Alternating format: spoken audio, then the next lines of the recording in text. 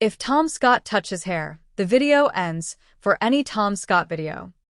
He was a good YouTuber, even though I only watched like 1 or 2 of his videos. Alright, so hello everyone. So, if Tom Scott touches hair, the video ends, and just in case if he didn't touch his hair in any of his vids, let's just watch his short ones. Also, he has retired. It doesn't affect me, but all I know is that he was an education content creator, and his content will be greatly missed. I've visited quite a few strange elevators and lifts, and every time I do, I get emails.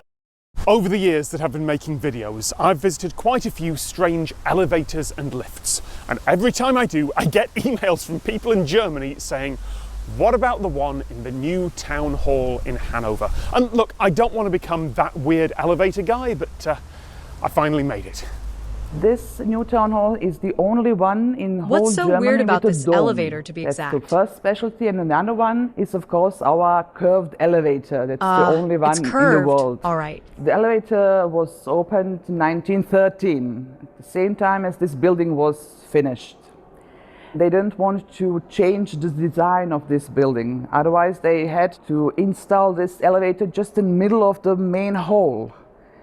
So they found one spot on this building, one small tower, and the elevator follows the form of the cupola. It starts in the 3rd floor of this building, 42 meters So far he didn't high, touch his hair yet. 8.3 meters sideways. This elevator technique was developed during the construction of this building. Elevators were already fairly common in high buildings by the time this was constructed, but this elevator has a unique design requirement. It means to travel up the side of a dome. The whole elevator shaft is curved. It's not a diagonal straight line like the Eiffel Tower lifts. The track bends as it goes up, about 17 degrees, and it doesn't bend evenly. It's not a smooth curve. The path the elevator takes is irregular and lumpy. That would be a design challenge today, let alone a century ago. The new elevator was built by the company Lutz from Hamburg. You cannot use this elevator the whole year because in the winter it's very slippery there on the dome. So each spring there are many Hanover people who really cannot wait to see again Hanover from above.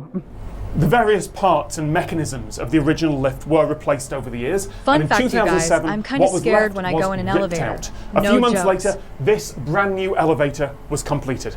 And it only just fits. At points, there's only 5 millimeters of clearance between the cabin and the wall. At other places, there's lots more. Apparently, during testing and construction, it did bump and scrape the walls sometimes. Like I said, the path is lumpy. Oh, and also, the floor panels of this new lift, they can be transparent. Obvious question, how do they keep the cabin vertical as it goes up? I assume this would have some kind of clever self-levelling mechanism like a funicular railway or the tram at Gateway Arch in St. Louis. Or maybe a floor with hydraulics in it so it would stay level as the cabin moved around it. But no, so far, yes, I'm going to stay silent, viewer, but I want to say, go subscribe to him. Dragged up the he side really as deserve one. it for making I can't lean on these doors, but I want to. I have to lean on this pole. We started out on the ground at a slight angle, passed through vertical about halfway up, and we ended up leaning a little bit the other way, because a floor with a tilt of a few degrees isn't really a big problem for a short journey. And somehow, so there you go. He hasn't even touched his hair. Emailing me. Great job, finally Thomas, taken a great trip job. On your elevator.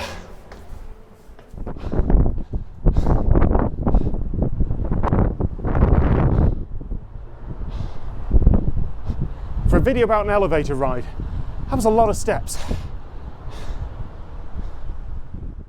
I think that's it. Well, thank you so much for watching. Have a nice day.